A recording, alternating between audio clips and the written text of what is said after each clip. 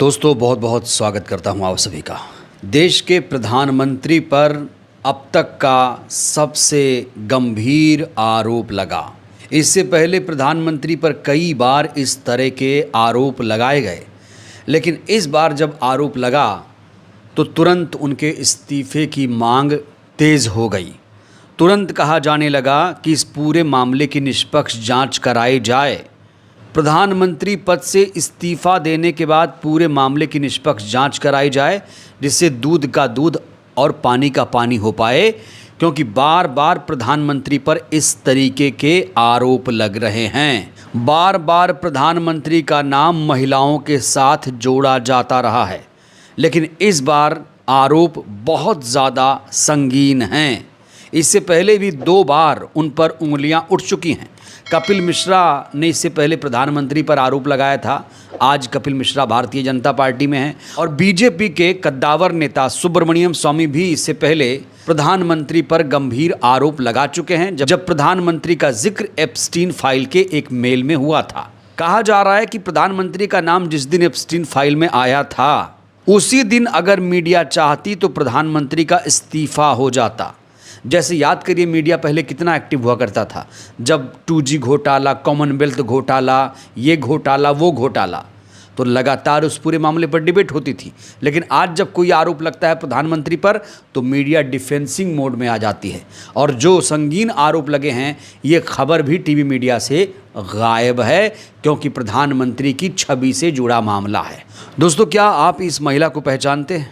यही वो महिला है जिसने प्रधानमंत्री पर सबसे संगीन आरोप लगाया है।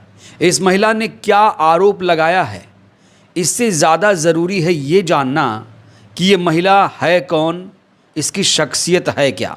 उसके बाद आप जब इनके आरोपों को सुनेंगे तब आप समझेंगे कि इनका आरोप कितना संगीन है, कितना सही है। मधु किश्वर वैसे तो किसी परिचय पहचान की मोहताज नहीं है। मधु किश्वर एक जानी मानी पत्रकार हैं। यही वो जर्नलिस्ट है जिसने मोदी नामा भी लिखा था, यानी प्रधानमंत्री नरेंद्र मोदी की बायोग्राफी लिखी थी। यहाँ तक कि साल 2014 में जब तमाम जर्नलिस्ट प्रधानमंत्री का इंटरव्यू लेना चाह रहे थे तो सबसे पहला इंटरव्यू मधु किश्वर ने ही लिया था। ये बात साल 2014 की है। याद है ये इंटरव्यू?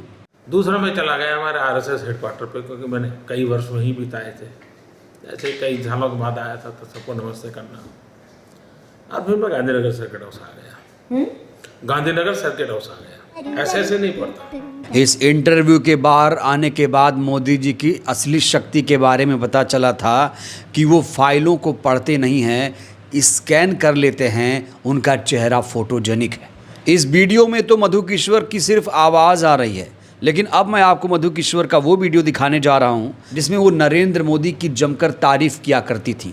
ये वीडियो भी आपको देखना चाहिए, तब आपको पता चलेगा कि वो प्रधानमंत्री नरेंद्र मोदी पर कितना विश्वास करती थी और कितना भरोसा करती थी। यह है समाज सेवी मधु किश्वर, जो आजकल नरेंद्र मोदी की अचानक कर रही तारीफ से चर्चा में है। और यह है मानुषी.in वेबसाइट पर मधु किश्वर का मोदीनामा। मोदीनामा की पहली 3 किश्तों में मोदी की तारीफ करने वालों के हवाले से मधु किश्वर खुद भी मोदी का गुणगान कर रही है। ये हैरत है कि एक व्यक्ति को क्यों टारगेट कर रहे हो। आपको याद है कि जब भिवंडी में दंगे हुए तब कौन चीफ मिनिस्टर था? यूपी में जब दंगे हुए, मेरठ में, मलियाना में या जमशेदपुर में या हैदराबाद में कौन चीफ मिनिस्टर था? तो एक मोदी को सूली पे चढ़ाने की इतनी मुहिम 11 साल से क्यों चल रही है, नेशनल इंटरनेशनल? तो उम्मीद करता हूँ आपने मधु किश्वर के बारे में सही तरीके से जान लिया होगा कि मधु किश्वर की शख्सियत क्या है। लेकिन आज मधु किश्वर को ऐसा क्या हुआ कि उन्होंने प्रधानमंत्री पर सबसे गंभीर आरोप लगा दिया। दोस्तों, अभी अभी मधु किश्वर ने प्रधानमंत्री को लेकर एक इंग्लिश में पोस्ट किया है। ये पूरा इंग्लिश में है और इसी में सारे आरोप लगाए गए हैं। तो इंग्लिश में है, हो सकता है बहुत सारे हमारे दर्शक ना समझ पाएँ, तो इसीलिए आपकी सहूलियत के लिए इनके ट्वीट को मैं ट्रांसलेट करके आपको बता रहा हूँ। मधु किश्वर लिखती हैं कि साल 2014 में मोदी के प्रधानमंत्री बनने के बाद से ही उनके निजी जीवन, कुछ महिलाओं को पद देने और यहाँ तक कि कुछ मंत्रियों से जुड़े विशेष सेवाओं की बातें सत्ता के गलियारे में चर्चा का विषय थी। इन बातों से वे इतनी असहज हो गईं कि उन्होंने खुद दूरी बना ली। यहाँ तक कि सार्वजनिक कार्यक्रमों में भी जाने से किश्वर बचने लगी। मधु किश्वर ये भी दावा करती हैं इस पोस्ट में कि विदेशों तक में उनकी अय्याशी की कहानियाँ सुनने को मिलती हैं। अब यहाँ मधु किश्वर की ये सारी बातें गंभीर इसलिए मानी जाती है क्योंकि मधु किश्वर कोई ट्रोल या विपक्ष की कार्यकर्ता नहीं है। वह देश की जानी मानी लेखिका, पत्रकार, विचारक हैं। भाजपा और संघ की विचारधारा की करीबी रही हैं। यहाँ तक कि उन्होंने नरेंद्र मोदी की जीवनी भी लिखी है। तो ऐसे व्यक्ति की बात को यूं ही सिरे से खारिज करना मुश्किल है। अब यहाँ पर कुछ गंभीर सवाल खड़े हो रहे हैं। सबसे पहला सवाल यह है, क्या सचमुच महिलाओं को पद देने के बदले उनका शोषण किया गया? क्या महिलाओं की जासूसी कराई गई? क्या देश की सत्ता ऐसे आरोपों के साए में चल रही है? तो प्रधानमंत्री से इन सवालों का जवाब देश की जनता मांग रही है। देश की जनता, विपक्ष के तमाम नेता ये कह रहे हैं कि 56 इंच का सीना सिर्फ भाषणों में नहीं, सच का सामना करने में दिखाइए। मधु किश्वर के आरोपों पर सांसद संजय सिंह ने लिखा है कि मोदी की बायोग्राफी लिखने वाली महिला खुद खुलासा कर रही है कि मोदी कई दशकों से महिलाओं का शोषण कर रहा है। कितनी महिलाओं को महत्वपूर्ण पद देने के बदले मोदी ने उनका शोषण किया? कितनी महिलाओं की मोदी ने जासूसी कराई? संजय सिंह ने यहाँ पर एक बड़ा सवाल उठाया। उन्होंने कहा, क्या हमारा देश एक महिला शोषण करने वाला चला रहा है?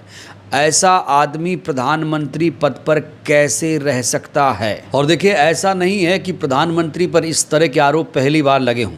इस शख्स को तो आप लोग जानते होंगे, नाम है कपिल मिश्रा। कपिल मिश्रा जब आम आदमी पार्टी में थे तब जानते उन्होंने दिल्ली विधानसभा में प्रधानमंत्री पर गंभीर आरोप लगा दिए थे। ये सुप्रीम कोर्ट के पिटीशन में लिखा हुआ है, सुप्रीम कोर्ट को एफिडेविट देके लिखा गया है, मोदी जी मुख्यमंत्री होते हुए अपनी मीटिंग छोड़ के बाहर निकल जाते थे इस महिला से अकेले में बात करने के लिए।